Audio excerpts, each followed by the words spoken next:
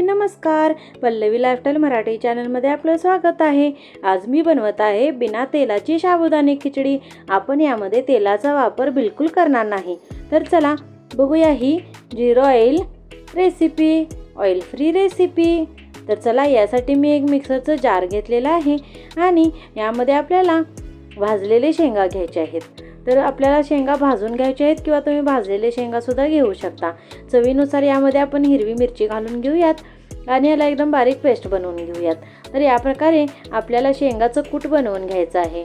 तर आपण ही जी साबुदाणे रेसिपी बनवणार आहोत त्यामध्ये तेल बिलकुल घालणार नाही। तर एक थेंब सुद्धा आपण तेलाचा यूज करणार नाही। तर बघा इथं कढई मी तापायला ठेवलेली आहे, ही तापलेली आहे। गॅसची फ्लेम आपल्याला एकदम लो ठेवायची आहे आणि शेंगा आणि मिरचीचं जे कूट आपण मिक्सरला लावून घेतलं होतं ते यामध्ये घालून घ्यायचं आहे। आता कढईच्या साहाय्याने आपल्याला असं याला रोस्ट करत जायचं आहे।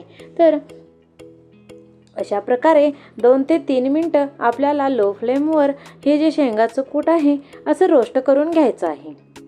तर बघा व्हिडिओत दाखवल्याप्रमाणे आपल्याला या प्रकारे रोस्ट करायचं आहे आणि यामध्ये मी घालत आहे चवीनुसार मीठ।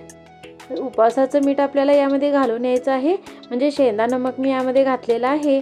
तर तुम्ही बघू शकता जसं जसं हे शेंगा जे पावडर आहे ते असं घट्ट होत आहे, म्हणजेच यामधून थोडं थोडं तेल सुटत आहे।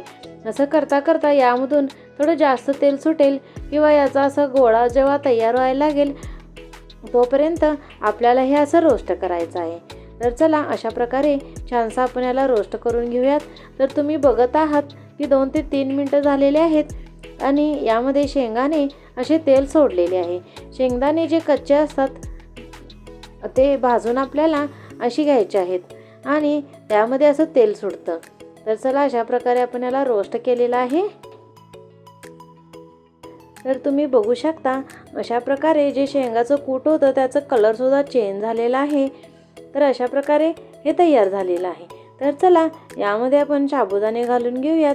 तर तुम्ही बारके किंवा मोठे साबुदाणे कोणताही साबुदाण्याचा यूज करू शकता, पण हे लक्षात ठेवा आपल्याला गॅसची फ्लेम बिलकुल लोच ठेवायची आहे। तर अशा प्रकारे मी यामध्ये साबुदाणे घालून घेतलेले आहेत आणि आता याला छानसा असं आपण हलवून घेऊयात। तुम्ही अजून पल्लवी लाईफस्टाईल मराठी चॅनलला सबस्क्राईब केलं नसेल तर प्लीज पहिल्यांदा लाईक करा, शेअर करा आणि सबस्क्राईब तर कराच करा। आणि हां, बेल बटन दाबायला विसरू नका, म्हणजे अशी नवनवीन रेसिपी तुम्हाला मिळत राहील। तर हे जे शेंगाचं कूट आहे सगळं साबुदाण्याला लागेल अशा प्रकारे आपल्याला मिक्स करून घ्यायचं आहे। त्यानंतर ह्या कढईवर आपल्याला एक प्लेट झाकून ठेवायची आहे, म्हणजे त्याची जी वाफ आहे त्याने हे साबुदाणे लवकर शिजतात। तर चला अशा प्रकारे आपल्याला ही स्टेप जी आहे ती 2 ते 3 वेळा अशीच करून घ्यायची आहे। तर एक अर्धा मिनिटासाठी आपल्याला हे झाकून ठेवायचं आहे आणि काढून याला परतून घ्यायचं आहे। अशा प्रकारे जेव्हा तुम्ही 2 ते 3 वेळा करता तेव्हा साबुदाणे असे परफेक्टली बनतात। तर बघा जसं की मी व्हिडिओमध्ये दाखवलेलं आहे आपल्याला असं साबुदाणे परतून घ्यायचे आहेत आणि यामध्ये आता थोडं मी साखर घालत आहे। साखरेमुळे साबुदाण्याची जी टेस्ट आहे ती खूपच छान लागते। तर चला असं छानसं आपण याला परतून घेतलेलं आहे। तर असं 1 मिनिट झाल्यानंतर परत आपल्याला यावर एक प्लेट झाकून ठेवायची आहे आणि परत एकदा याला परतून घ्यायचं आहे। अशा प्रकारे 2 ते 3 वेळा ही स्टेप तुम्ही जरूर करा आणि तुम्ही एक वेळेस ही साबुदाणे जरूर बनवा। जसं तुम्ही तेल घालून बनवता तसंच लागतं हे आणि खूपच छान बिना तेलाचं आपण अशी साबुदाणे बनवू शकतो। तर चला याला झाकून ठेवते मी। चला आता ही प्लेट काढून घेऊयात आणि बघा आपले साबुदाणे किती छान असे शिजलेले आहेत आणि एकदम असे खुले खुले सुद्धा झालेले आहेत। तर अशी साबुदाण्याची रेसिपी तुम्हाला ही माझी रेसिपी कशी वाटली हे जरूर कळवा आणि चला आपण याला एका प्लेटमध्ये सर्व करूयात।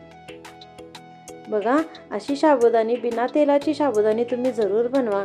ऑइल फ्री साबुदाणे आता सगळे असंही डाएट करत असतात, तर तुम्ही असं बिना तेलाचे साबुदाणे जरूर बनवा आणि तुम्हाला माझी ही रेसिपी कशी वाटली जरूर कळवा आणि माझी ही रेसिपी लास्टपर्यंत बघितल्याबद्दल खूप खूप धन्यवाद।